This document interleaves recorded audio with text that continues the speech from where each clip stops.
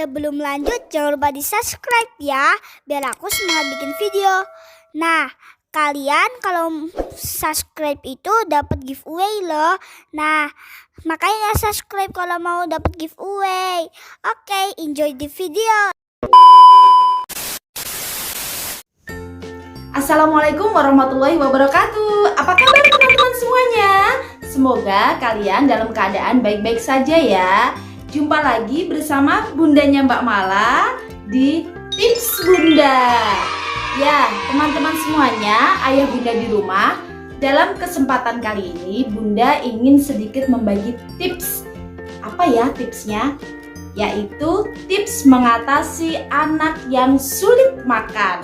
Nah, pasti ayah bunda di rumah pernah mengalami ya problema anak sulit makan. Aduh, anakku dikasih makan ini nggak mau, dikasih makan itu nggak mau, pilih-pilih makanan. Kemudian anakku makannya cuma sedikit. Nah, kita sebagai orang tua harus memiliki trik-trik khusus biar tidak kalah sama anaknya. Oke. Kali ini Bunda ingin membagi tips bagaimana mengatasi anak yang sulit makan. Nah, tips ini Bunda alami berdasarkan pengalaman pribadi ya. Kebetulan Bunda juga memiliki satu orang putri yaitu Mbak Mala yang memang cukup lama kami nantikan kehadirannya. Dan alhamdulillah sampai sekarang Mbak Mala tumbuh sehat, aktif, ceria dan sekarang sudah berusia hampir 9 tahun. Mudah-mudahan Allah selalu memberkahi Mbak Mala ya. Mohon doanya ya teman-teman semuanya.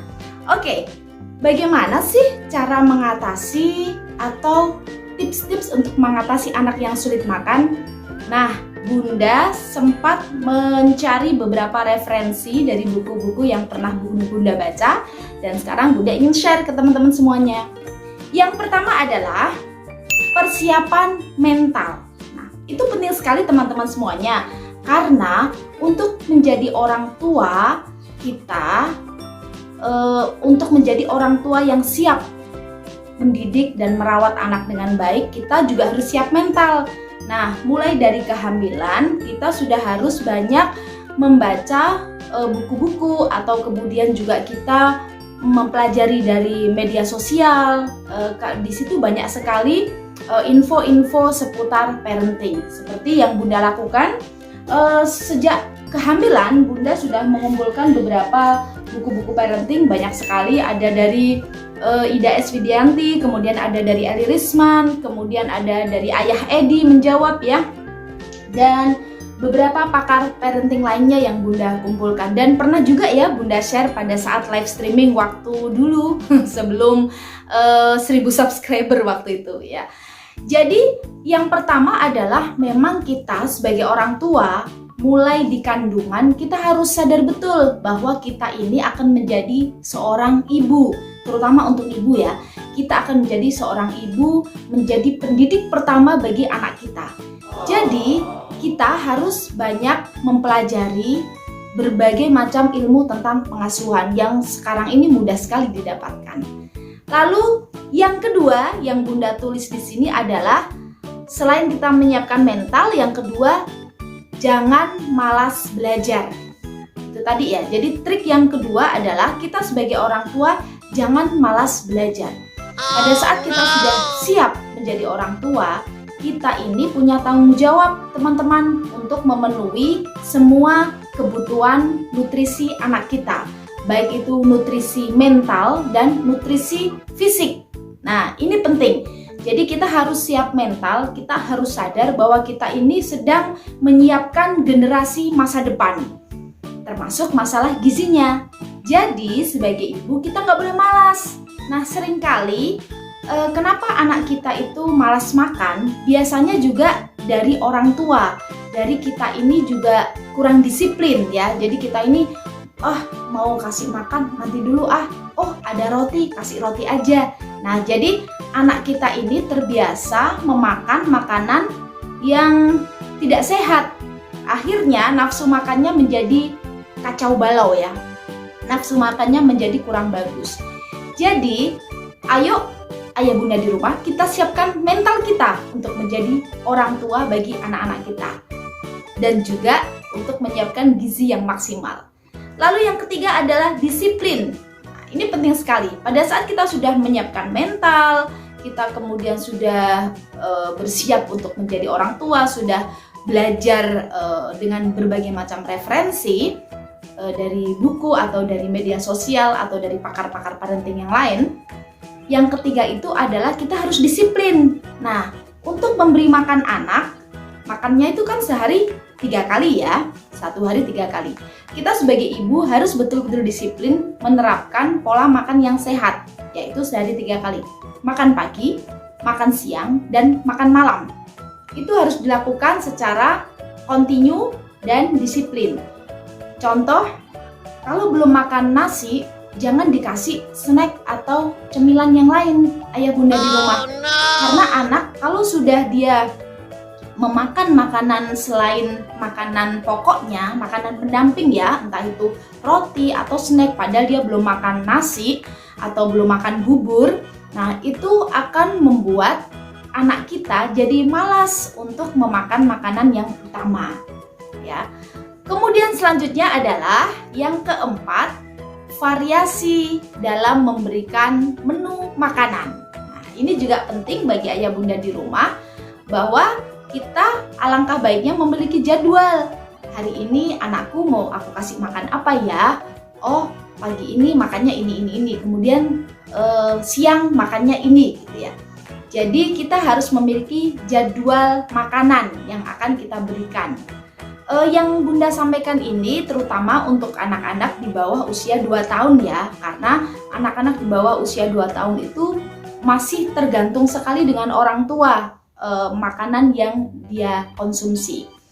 Waktu Mbak Mala usia mulai makan 6 bulan sampai 10 bulan, alhamdulillah saya terbiasa membuatkan bubur sendiri. Nah, saya share di sini bukan berarti makanan-makanan bubur-bubur instan yang sudah ada di pasaran itu tidak bagus. Pasti ada kelebihan dan kelemahannya ya.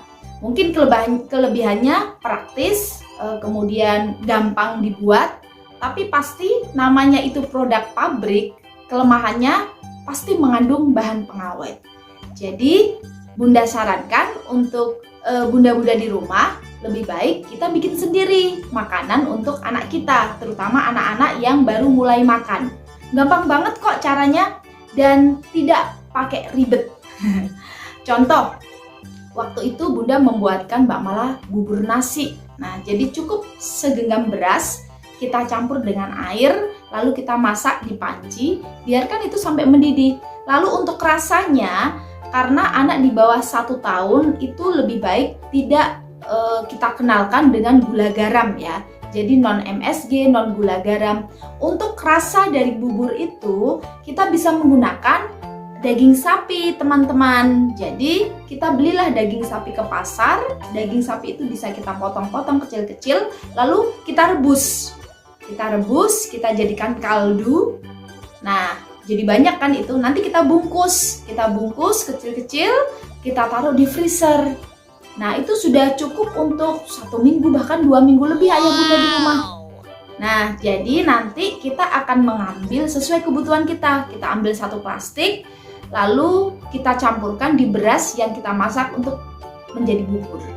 Dan boleh lagi dicampur dengan wortel, brokoli atau apa sesuai dengan usia anak kita ya.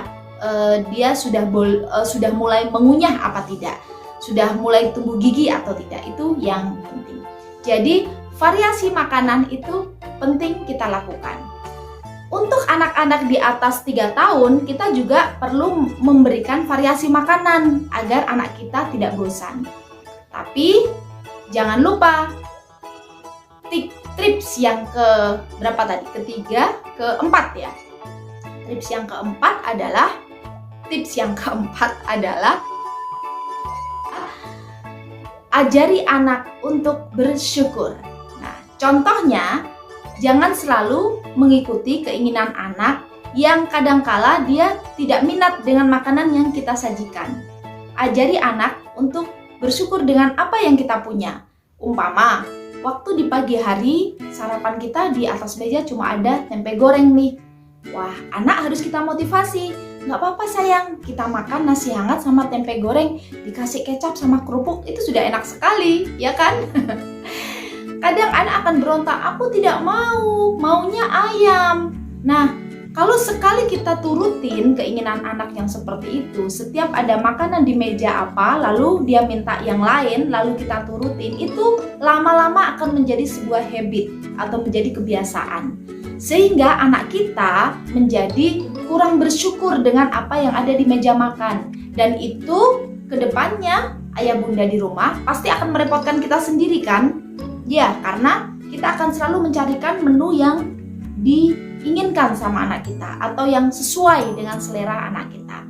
Nah, oleh sebab itu, mari kita didik anak-anak kita dengan bersyukur dengan apa yang ada di meja makan. Adanya pagi ini tempe sama nasi. Oke, fix. Pagi ini kita sarapan tempe saja dan nasi. Begitu ya. Lalu di siang hari baru kemudian kita kasih makanan yang sudah kita siapkan yang lainnya. Mungkin kita sudah masak sayur atau menu ikan atau yang lainnya. Dan yang terakhir, tips dari Bunda untuk mengatasi anak-anak yang susah makan. Nah, ini tips pribadi ya teman-teman. Jadi, waktu Mbak Mala kecil, itu Bunda kalau menyuapi Mbak Mala, biasa kan nyuapin pakai tangan ya. Jadi Bunda itu ngambilnya nasi, memang porsinya agak banyakan gitu. Jadi Bunda tidak terlalu banyak tanya, diambilkan porsi yang agak banyak, lalu disuapkan ke Mbak Mala. Jadi mulutnya penuh guys.